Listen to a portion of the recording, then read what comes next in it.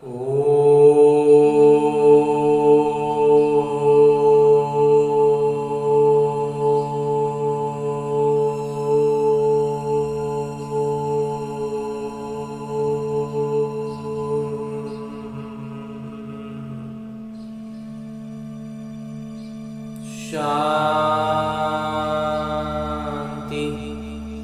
ओम शांति बाबा।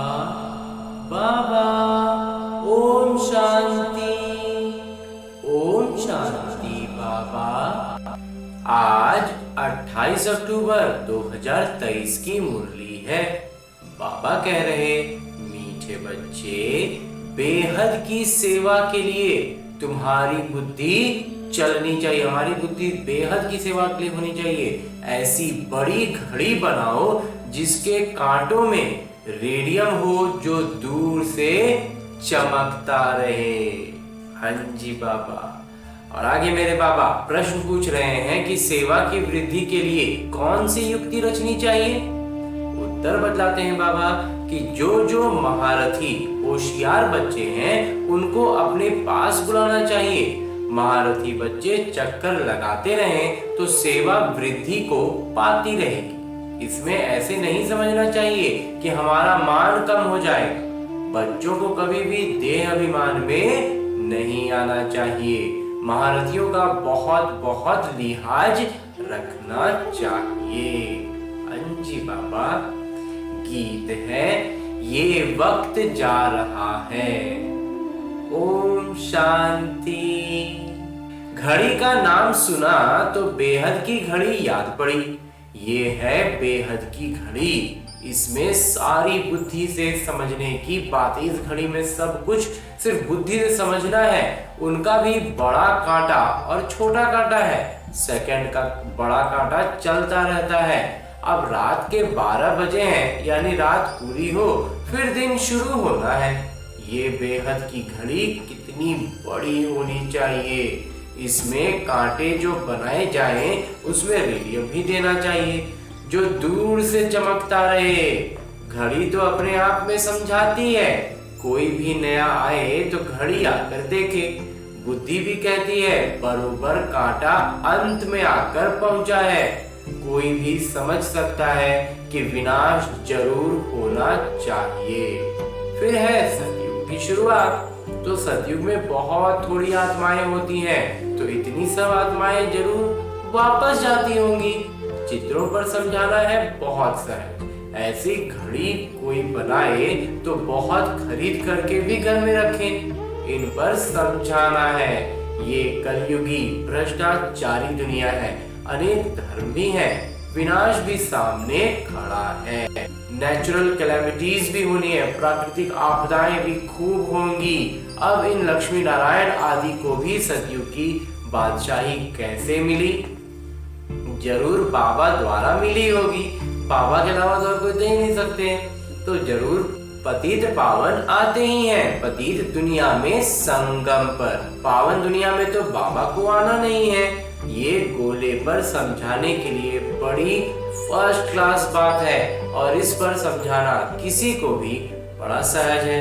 जिनके पास पैसे बहुत हैं वो तो आर्टिस्ट को झट ऑर्डर दे दें और झट चीज तैयार हो जाए। गवर्नमेंट का काम तो इतने में हो जाता। यहाँ तो मुश्किल ही कोई काम करते हैं। कोई अच्छा आर्टिस्ट चित्र बनाता है तो वह शोभता भी है। आजकल आर्ट का मान बहुत है।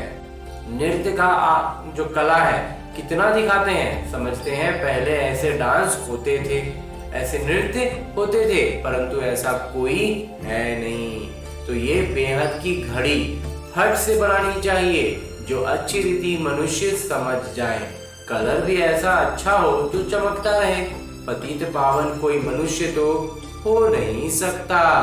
मनुष्य पतित है ना, तब तो गाते हैं पावन दुनिया भी स्वर्ग है। तो मनुष्य तो नहीं समझते कि श्री कृष्ण ही श्याम है, फिर सुंदर बनते हैं। इसलिए नाम पड़ा है श्याम सुंदर। हम भी पहले नहीं समझते थे, अभी बुद्धि में है। बरोबर काम चिता पर बैठने से काला हो जाते हैं, अर्थात आत्मा पतित हो जाती है। ये भी स्पष्ट करके लिखना है। वर्षा देते हैं परमपिता परमात्मा और श्राप देता है रावण। मनुष्यों की बुद्धि फिर चली जाती है रघुपति राघव राजा राम की तरफ, परंतु राम तो है परम पिता परमात्मा। ये सब बुद्धि चलाकर चित्र बनाना चाहिए, क्योंकि आजकल अपने को भगवान तो सब कहते रहते हैं। जो आत्मा से परमात्मा कह दिए तो सब कोई अपने आप को भगवान ही ना कह रहा है। तो तुम जानते हो बाबा तो एक ही है, बाकी हम सब आत्माएं परम धाम में परमात्मा के साथ जाकर रहेंगी। उस समय बाबा भी ब्रह्मांड के मालिक, हम भी ब्रह्मांड के मालिक हैं। फिर बाबा कहते हैं तुम बच्चों को मैं विश्व का मालिक बनाता हूँ, और भल कोई कितना भी बड़ा राजा हो ऐसे नहीं कहेंगे कि हम विश्व के मालिक हैं। कोई कितना भी बड़ा राजा हो, कोई अपने आप को विश्व का मालिक नहीं कह सकता। बाबा तो विश्व का मालिक बना रहे हैं, तो ऐसे माता पिता पर कितना कुर्बान जाना चाहिए। उनकी श्रीमत मशहूर है, उस पर चलते चलते अंत में आकर श्रीमत का पूरा पालन करते। जैसे जैसे अंत से बनाते जाएगा ना, उस पर चलते जाएंगे तो पूरा श्रीमत पर पालन होने लगेगा। अभी अगर श्रीमत पर पूरा चले तो श्रेष्ठ बन जाए। कितना माथा मारना पड़ता है, श्रीमत पर चलने ही तो नहीं पाते है ना। जब तक यज्ञ है तब तक पुरुषार्थ चलता रहेगा। ये समय जब तक चल रहा है तब तक पुरुषार्थ करते रहना है। ये है रुद्र ज्ञान यज्ञ। वो भी रुद्र यज्ञ करते हैं शांति के लिए, उसमें तो शांति हो ना सके। बाबा तो एक ही यज्ञ है, बाबा का एक ही यज्ञ है जिसमें सारी सामग्री स्वाहा हो जाती है और क्षण में जीवन मुक्ति मिलती रहती है। वो कितने यज्ञ रचते हैं, फायदा कोई नहीं। तुम बच्चे हो अहिंसक, पवित्रता बगैर कोई स्वर्ग में जा ना सके। काम विकार में जाना भी बाबा एक हिंसा बतलाते हैं। तो चूंकि हम अहिंसक हैं तो हम काम विकार में भी नहीं जाएंगे, पवित्रता को अपनाएंगे। उसके बगैर बाबा कहते हैं स्वर्ग में जा ही नहीं सकते। उसकी सबसे पहली जो आधारभूत बात है वो है पवित्रता। तो ये है पिछाड़ी का समय, ये अभी अंत का समय है। पतित दुनिया, भ्रष्टाचारी रावण की दुनिया, 100% अपवित्रता, अशांति, दुख, रोगी, ये सब लिखना पड़े। और फिर स्वर्ग में है श्रेष्ठाचारी, 100% पवित्रता, सुख, शांति, निरोगी। वो है रावण का श्राप, ये है श्री बाबा का वर्षा। पूरी लिखित होनी चाहिए। भारत फलाने समय से फलाने समय तक श्रेष्ठाचारी था, फिर फलाने समय से भ्रष्टाचारी बना है। लिखत ऐसी हो जो देखने से समझ जाए, समझाने से भी बुद्धि में नशा चढ़ेगा। इस धंधे में ही रहने से फिर अभ्यास हो जाएगा। ये रूहानी व्यवसाय अपना करते रहेंगे ना तो अभ्यास हमारा अच्छा होता जाएगा और हम रूहानियत में धनी हो जाएंगे। बाबा हमें अलौकिक धन संपदा से भर रहे हैं, तो वो सेवा 8 घंटे करते हैं तो ये भी 8 घंटे करनी चाहिए। सेंटर पर बच्चियां जो हैं उनमें भी क्रमशः है। कोई तो सेवा का बहुत शौक है, किन्हीं को तो बहुत शौक रहता है, कोई बस शांत रहती है, तो जहां तहां भागते रहते हैं। कोई तो एक ही जगह पर आराम से बैठ जाते हैं, उनको ऑलराउंडर नहीं कहेंगे। वो चौतरफा किरदार नहीं निभा पा रहे हैं। महारथियों को तो कुछ भी समझते ही नहीं है, तो सेवा भी ढीली पड़ जाती है। मतलब महारथी को तो बाबा कहते हैं लिहाज रखना, वो नहीं कर पाते हैं, उनते अभिमान आ जाता है। अरे हम उसको बुलाएंगे, हम ही समझा लेंगे, तो बाबा कहते हैं उसमें फिर सेवा ढीली पड़ जाती है। बहुतों को अपना अहंकार बहुत रहता है, हमारा मान हो, दूसरा कोई आएगा तो हमारा मान कम हो जाएगा। ये नहीं समझते कि महारथी तो मदद करेंगे, वो बाबा की सेवा का, बाबा के ज्ञान को बतलाने का नया नया पुरुषार्थ कर रहे हैं, तो उसमें ध्यान रखना चाहिए। हमारा मान कम हो जाएगा, इस पर कोई ध्यान देने की जरूरत ही नहीं है। अपना अहंकार रहता है।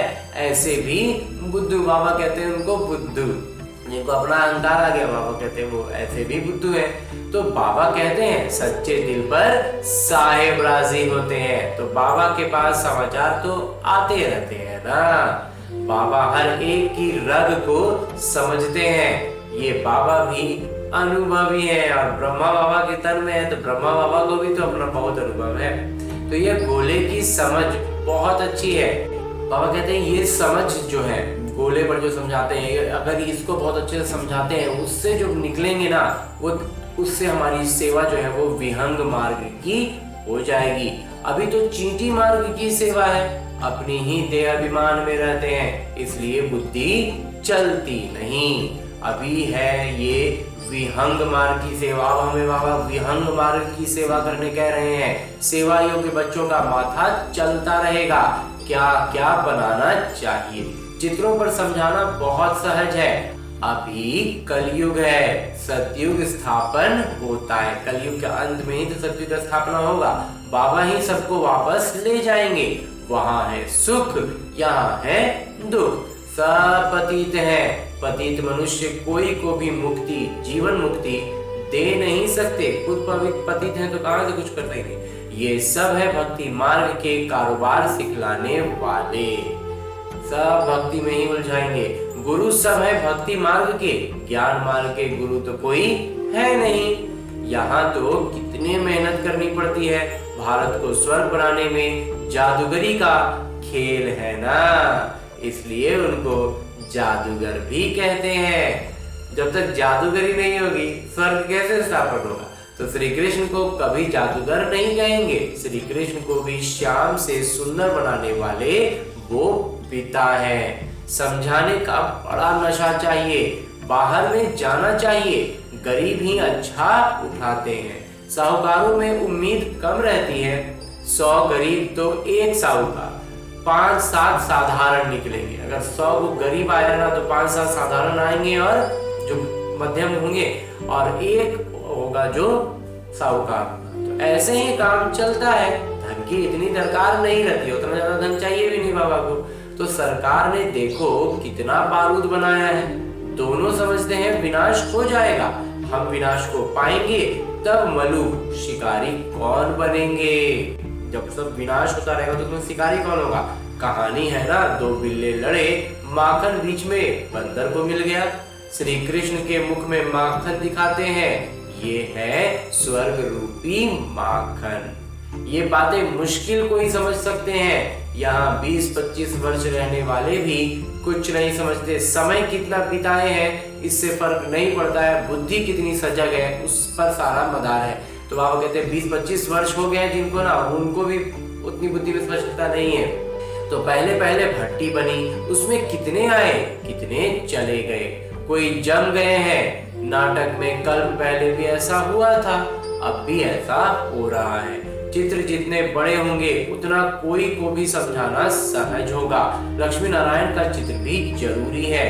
झाड़ से पता पड़ता है कि भक्ति कल्ट कब से शुरू होता है। ब्रह्मा की रात 2 युग, फिर ब्रह्मा का दिन 2 युग। तो मनुष्य तो समझते नहीं, फिर राज है जो शास्त्रों में, तो वो हो नहीं सकते।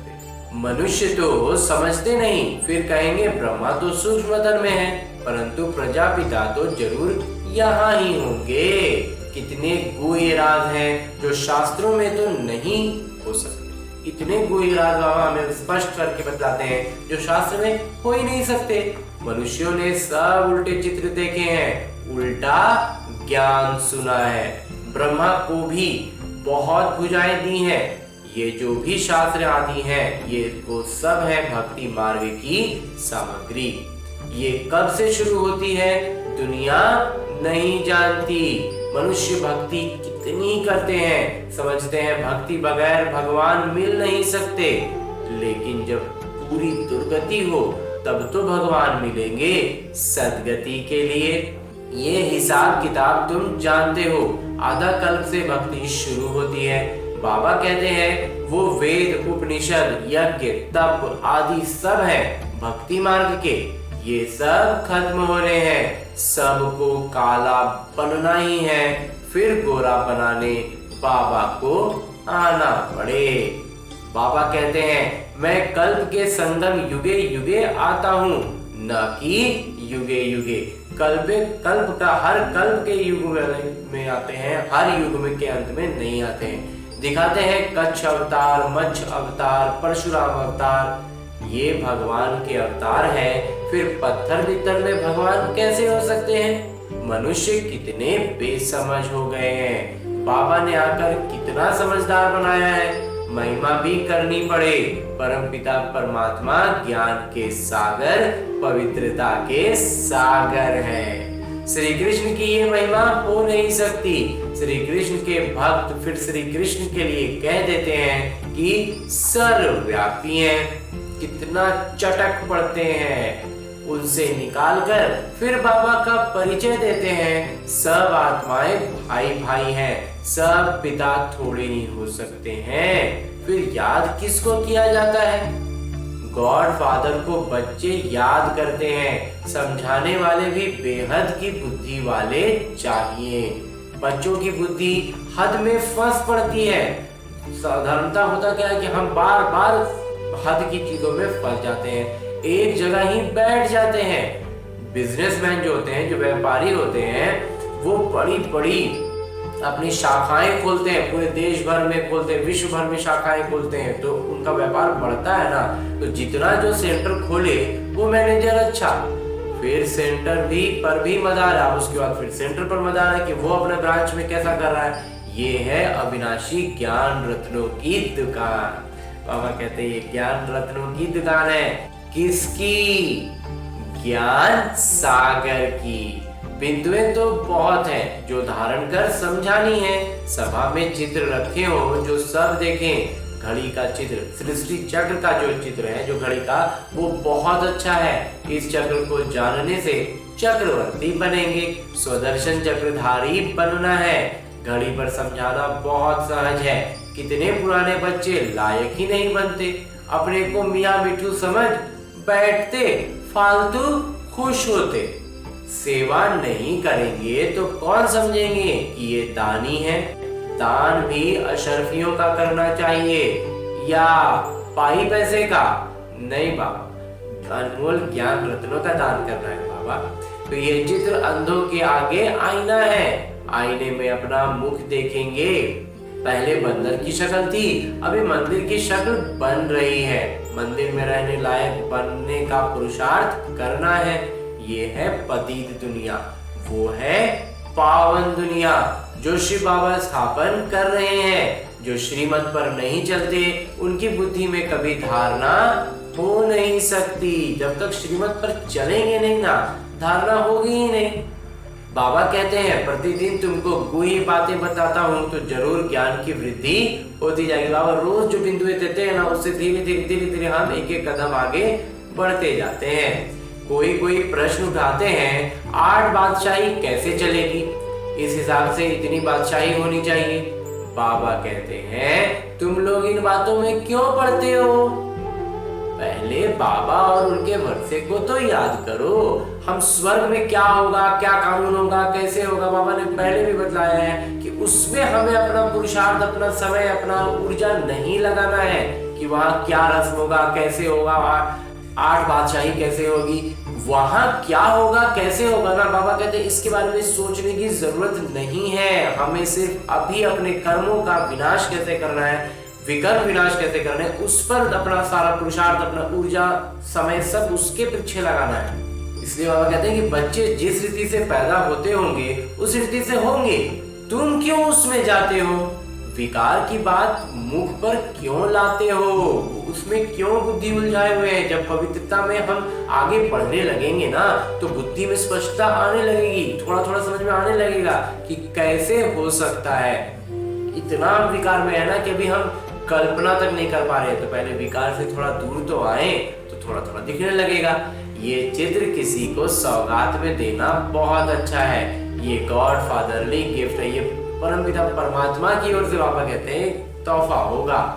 ऐसी गॉड फादरली गिफ्ट कौन नहीं ले जाएंगे? अब ईश्वरीय पिता जो है वो हमें ऐसा तोहफा दे रहे हैं तो कौन नहीं लेना चाहेगा? क्रिश्चियन लोग और किसी का लिटरेचर आदि नहीं लेते, उनका अपने धर्म का नशा रहता है। बाबा तो कहते हैं देवता धर्म सबसे ऊंचे है। वो समझते हैं कि हमको इन क्रिश्चियन से बहुत पैसे मिलते हैं, परंतु ये तो ज्ञान की बातें हैं। जो ज्ञान उठाते हैं वहीं पर बाबा से वर्षा पाते हैं। जो ज्ञान समझेंगे, आत्मिक रूप में आएंगे, वही तो फिर बाबा का ज्ञान समझ पाएंगे, बाबा का वर्षा ले पाएंगे। बाबा जो अखूट अलौकिक धन संपदा से भर रहे हैं उसको ले पाएंगे, उससे झोली भर पाएंगे। और जो लौकिकता में ही लगे हुए वो लगे रहे। अच्छा, मीठे मीठे सिकिलते बच्चों प्रति माता पिता बाबा का याद, प्यार और आशीर्वाद। रूहानी बाबा की रूहानी बच्चों को नमस्ते। हम रूहानी बच्चों की ओर से रूहानी बाबा को याद, प्यार और प्रणाम। धन्यवाद बाबा, धन्यवाद। मुरली के लिए भी धन्यवाद और इस अनूठे अलौकिक ब्राह्मण जीवन के लिए भी बहुत बहुत बहुत धन्यवाद बाबा, बहुत धन्यवाद। और आगे अपने ब्राह्मण जीवन में धारण करने के लिए वो बिंदु है जो आज की मुरली से ली गई हैं। उनमें सबसे पहले है कि विश्व का मालिक बनाने वाले माता पिता पर दिल से कुर्बान जाना है, उनकी श्रीमत पर अच्छी रीति चल श्रेष्ठ बनना है, अपने दिल सदा सच्ची रखनी है, अहंकार में नहीं आना है, अशर्फियों का दान करना है, ज्ञान रत्नों का दान करना है, ज्ञान दान करने में महारथी बनना है। हाँ जी बाबा, 8 घंटा ईश्वरीय सेवा जरूर करनी है। और आगे मेरे बाबा वरदान दे रहे हैं। वरदान देते हुए मेरे बाबा कहते हैं, सर्व प्राप्तियों की अनुभूति द्वारा माया को विदाई दे बधाई पाने वाले खुशनसीब आत्मा भव। जिनका साथी सर्वशक्तिमान बाबा है उनको सदा ही सर्व प्राप्तियां हैं। उनके सामने कभी किसी प्रकार की माया आ नहीं सकती। जो प्राप्तियों की अनुभूति में रह माया को विदाई देते हैं उन्हें बाबा द्वारा हर कदम में बधाई मिलती है। हर छोटी छोटी बातों में जब जब हम माया को विदाई देंगे ना, उसको भगाएंगे, तब तब बाबा हमें बधाई देंगे। तो सदा इसी स्मृति में रहो कि स्वयं भगवान हम आत्माओं को बधाई देते हैं। जो सोचा नहीं वो पा लिया, बाबा को पाया, सब कुछ पाया, ऐसी खुशनसीब आत्मा हूँ। हाँ जी बाबा, जो सचमुच में जो बिल्कुल सोचे भी नहीं थे ना वो मिल गए। मेरे बाबा मुझे मिल गए, तो अब कुछ चाहिए भी नहीं बाबा। और अंत में स्लोगन है, मुरली का उपदेश है कि स्वचिंतन और प्रभु चिंतन करो तो व्यर्थ चिंतन स्वतः समाप्त हो जाएगा। जब स्व के चिंतन में रहेंगे, प्रभु चिंतन में रहेंगे, तो व्यर्थ के चिंतन की फुर्सत कहाँ है। और आज की मुरली के बाद मेरे बाबा अव्यक्त इशारे दे रहे हैं कि ब्राह्मण जीवन में पवित्रता की ऐसी पर्सनालिटी धारण करो, ऐसी अपनी अवस्था धारण करनी है जो आपकी ऊर्जा, समय, संकल्प सब सफल होता रहे, कुछ भी व्यर्थ न जाए। छोटी छोटी बातों में अपने मन बुद्धि को व्यस्त नहीं रखना। छोटी छोटी उलझने आई और उसमें अपने मन बुद्धि सब उसी में लगा दिए। बाबा कहते हैं अपवित्रता की बातों को सुनते हुए नहीं सुनना, देखते हुए नहीं देखना। जैसे जिन चीजों से आपका जुड़ाव नहीं है उन्हें देखते हुए नहीं देखते हो।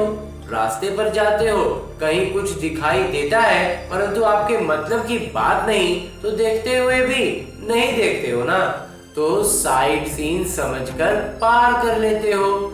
ऐसे जो बातें सुनते हो, देखते हो, आपके काम की नहीं है, तो सुनते हुए नहीं सुनो, देखते हुए नहीं देखो।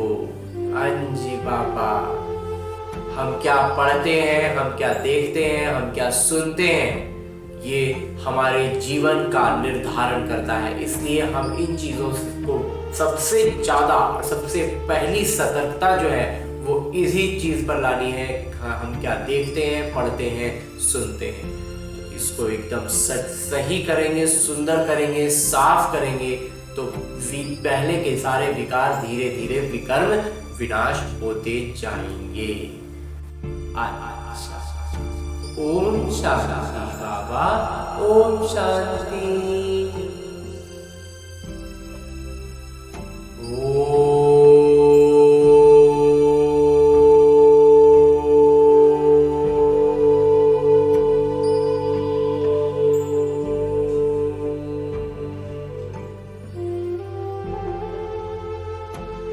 शांति।